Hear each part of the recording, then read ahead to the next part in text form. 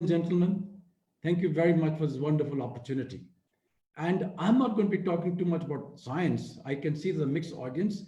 In fact, I'm not going to address many of you who are looking very seriously at me. I'm going to be addressing the community.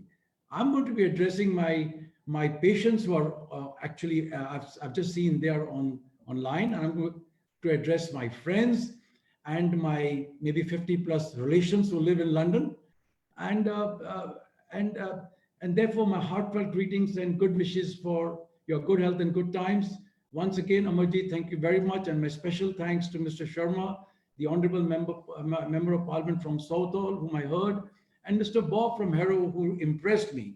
Two things Mr. Bob said, thank you very much, and I think you have made my job easier. You spoke about the mind, sir, and that's what yoga is all about. And then you went on to say that it's not just good enough to talk about Ayurveda and yoga or modern medicine. And you brought in this beautiful concept of an integrative approach. That to me is the futuristic medicine. And just to share with you that day for yesterday on 19th, I published a fairly exhaustive essay called The Renaissance in Ayurveda in the Indian Express, which is one of our premier newspapers. You can check it on the website. So I'm going to skip a lot of science that I earlier thought, and Amarjit ji has given the synopsis of my talk. So let me begin with the song that I just rendered. To me, yoga and Ayurveda are integral to the daily practice, daily routine called Dinacharya. I hurriedly add that Patanjali, the founder of yoga, and Charaka, the founder of Ayurveda, were contemporaries in the pre-biblical era, and that both have influenced each other. They both are inseparable. And though yoga conjures images of asanas and many physical attributes of life, I think the origins of yoga are enshrined in the mind.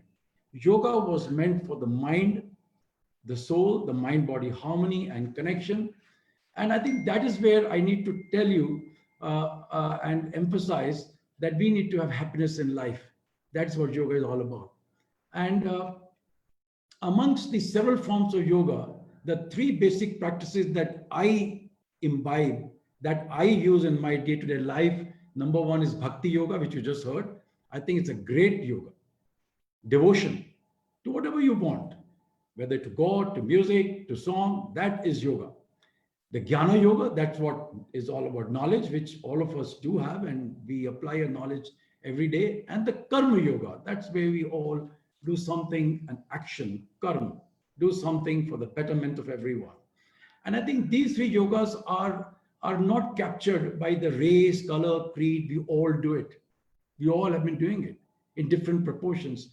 So I begin my speech with the Bhakti Yoga, and that is how I begin my daily chores. If you close your eyes and lose yourself in chanting God's name or music, as I said, that is yoga. It makes you happy. It makes your soul happy. And as my beloved Lord and Master Mir Baba said, real happiness lies in making others happy. You are performing one of the highest orders of yoga if that becomes your central core theme. Modern medicine, I'm a rheumatologist for just to introduce myself, and I practice modern medicine. Modern medicine taught me to diagnose and treat patients as per prescription, but that was not good enough for healing and restoration of health. And as I went along my career, Ayurveda influenced my mindset and my practice. I practice modern rheumatology, but every patient that I can remember of who visits my clinic for the last maybe 2 decades does not leave without hearing 4 cardinal sort of advices that I have imbibed from Ayurveda and yoga. Number 1, vegetarian diet. Certainly, plenty of evidence it's anti-inflammatory. I need not go into the details. Maybe some other day we'll address the science in great detail. Number 2, drink plenty of water. And friends, water has several benefits, not to forget, that keeps your throat clear. And that's important in COVID-19. I tell them to drink milk every day. Nothing wrong. Anyway, Amarjit is here with me. Punjabis, at least 1 glass of good whole milk. Nothing to be taken out of the milk. Milk is useful. And lastly, look after your mind. Don't talk too much about pain. Pain begets pain. And therefore I tell them about achar vichar, ahar vyavahar, and all the meditation. And I'm not going to dwell into that. I think I've said this to reduce the stresses of COVID-19. We need to look after our mind. Now, there's been unprecedented morbidity and mortality, and I don't need to go into those details, which have devastated our minds. But in all this disaster, there are some sparks. More than ever before, we long to meet each other, to hug and embrace. Locked into our space, we struggle to connect. Yoga is all about connection, about unity, yoga. It's about the harmony in life. And I'm talking about the later evolution of yoga. And I'm not going to talk about the asanas, sorry. And therefore, let me go on to perhaps something more about the research that I'm involved with. That's the second part of my story. Pandemics, they need research, because there are no easy solutions available to us. And I'm very glad to share with you, you've heard from my earlier speakers, that Government of India, Ministry of Ayurveda in its wisdom, has pulled all stops out. And I think this is the first time that Ayurvedic physicians and we modern medicine physicians are locked together in a highly collaborative and integrative approach to fight an acute infectious disease called COVID-19. Ayurveda has been often criticized that it lacks potential to deal with acute infections, emergencies, as you heard.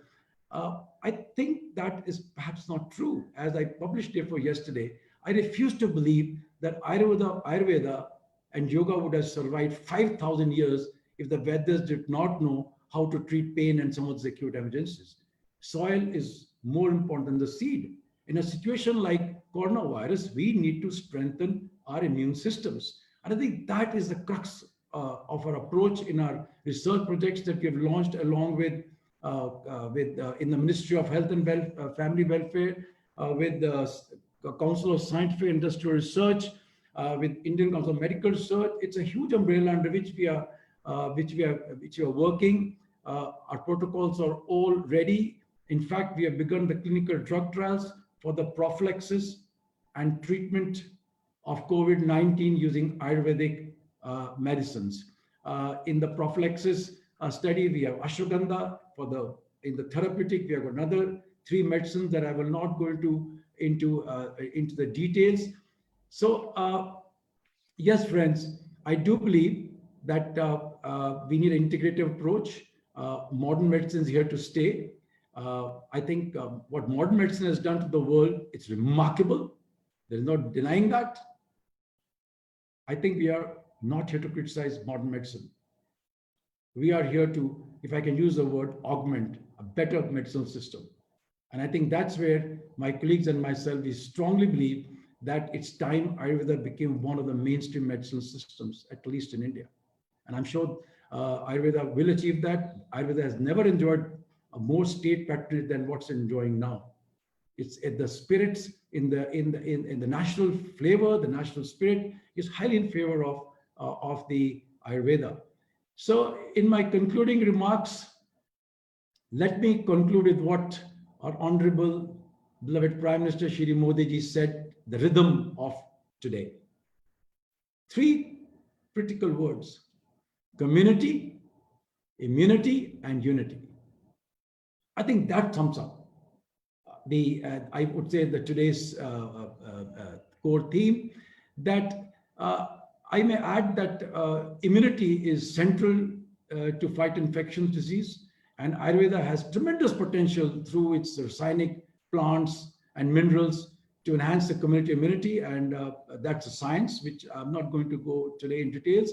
Several years back, in fact, in one of our very sort of well-designed intensive study, control study in patients of rheumatoid arthritis, I just want to share. We demonstrate, it's published in Arthritis Rheumatism, in clinical rheumatology, that the ashwagandha was as good as hydroxychloroquine in this patient's rheumatoid arthritis over 6 months. So we have a lot of scientific data, and I think that can wait another day and time. So yes, we need to enhance people's immunity, and once the immune system is set, the virus will find it's difficult to take roots, and if the virus is there in us, we'll be able to combat it.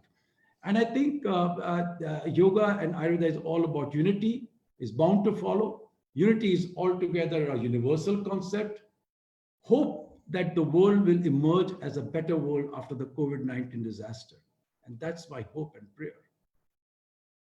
Hope that we will be able to become better in form of tolerance, brotherhood, love, unity. And all this tells me that we need to embrace yoga and Ayurveda like never before. Because it's only through this kind of an approach that today we are all celebrating that we can fight both the physical and the mental stresses of COVID-19, which was my main theme this evening. So in the end, I need to greet, as I said, my friends and some batchmates. I know many of them are listening to me. Gudru Gopal Rao, hi, Rangu is there. And I have a very dear doctorate PhD student of mine, Dr. Toktam Kainifad, who came on a prestigious fellowship to England. She is somewhere in Asheville due to some tragic circumstances. She's now in the queue to seek refuge in this wonderful country of yours. And hi, Toktam. Continue your yoga practices through these dreadful times and encourage others to do it as well. So with this, let me say goodbye to you all. My pranam, my namaskar. Thank you very much. And for some of you may like to read what we have published just 2 days back on the Renaissance in Ayurveda. Friends, this is indeed a renaissance. And I wish Amarjit ji and his friends the best of luck. I hope you get the recognition for these systems through the British government. I'm aware of the challenges that you face. I must share with all of you that we already are in dialogue on behalf of the Ministry of Ayurveda. We are in dialogue with Amarjit and his colleagues to set up some of the protocols that are referred in United Kingdom. I hope, sir, that we'll make good progress. And it's again, I plead to the NHS and to the Honorable Member of Parliaments who are listening to us this afternoon to help us in accomplish this very, very, I would say, a critical accomplishment, which will go towards giving legitimacy to Ayurveda and the other altered systems in United Kingdom. Once again, Amarjit ji, thank you very much. I've enjoyed this opportunity. Please keep smiling and laughing. Do not be so serious. The best of us only emerges when we laugh and smile. That makes us better people. Thank you very much. Namaskar. Thank you. Thank you so much. Excellent. Well, brilliantly. So well executed, Chopra ji. Absolutely amazed. Can I just ask Vrinder Sharma ji, MP Sahab, are you still with us? Vrinder ji, are you still with us? Or Bob Sahab, are you still with us, Bob ji?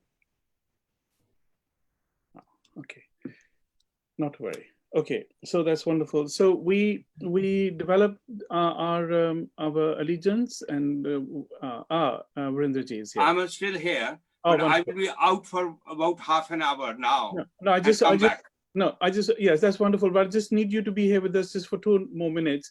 Okay. Arvind ji, can you just elaborate a little bit more while Sharma ji is with us, because he's a kingpin in all this work that we will be doing along with Bob ji. But the more important thing is that not only he's the chairman of the All-Party Parliamentary Group on Indian Traditional Sciences, he is also a member on the Health Select Committee.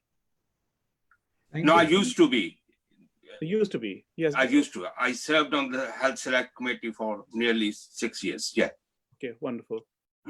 So I think, Arvind ji, if you can just distill, some of our thoughts that we've been discussing while Vrinder is with us. To you, sir, and Mr. Sharma, I sang a beautiful Punjabi rhythm or Punjabi song, and maybe someday I'll come to your wonderful Gurdwara in South Hall and sing it again. I think we need happiness and laughter in the community, and I can see you smiling. Thank you very much. No, I heard that. So I think we are here to celebrate a wonderful smile. Day. Yes, please go on. No, come on. Tell me. So, yeah, I think we are here to talk also about the science of yoga and Ayurveda, and they're inseparable. And what Amarjit ji, I think, is trying to sort of encourage me to tell you is that, sir, for the first time, we have an ambitious agenda for a scientific and research collaboration between Amarjit's group and us on behalf of the Ministry of Ayurveda, Ayush, I can say CSR, ICMR, Ministry of Health, and Government of India.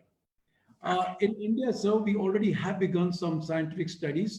This is the first time, as I said, that the Ayurvedic physicians and modern medicine people got together to combat COVID-19 using Ayurvedic medicines, both for prevention and for treatment. This has never happened before. We are overcoming a huge obstacle, a man-made obstacle, I would say. Ayurveda has all the potential and strengths to combat infections through enhancing immunity. I think Amarji ji and all will sensitize you, and I think you already know about what the rasayanas and all the various wonderful plants that are there in Ayurveda for enhancing the immunity in the community. I said that that is a better way to enhance people's health. And when you add Ayurveda and yoga, it's a holistic approach. I also said, and I think I again want to thank Bob for bringing an integrative medicine approach. We are here, if I can use the word, strengthen the hands of modern medicine, and modern medicine should strengthen the hands of Ayurveda, period. And I'm here to plead, and I said that therefore yesterday we have published a huge essay called The Renaissance in Ayurveda in the Indian Express. And I think the Renaissance has begun. Ayurveda and yoga has never enjoyed such state patronage post-independence. After years of neglect, I can humbly and candidly say that we in yoga and Ayurveda are poised to make major thrust into the healthcare and the Medicaid systems of not only India, but we hope to do it for the world as well, sir. We need your support. We need the support of the honorable member of parliaments, the British member of parliaments who strengthen Amarjit's and his colleagues' venture. Do help us in getting these protocols somehow working in the UK environment. We have got obstacles, I know that, with NHS and UK government, but together we can make it happen. And to me as a doctor, sir, community is of paramount importance. When the community wants something from the doctor, it happens. Thank you very much.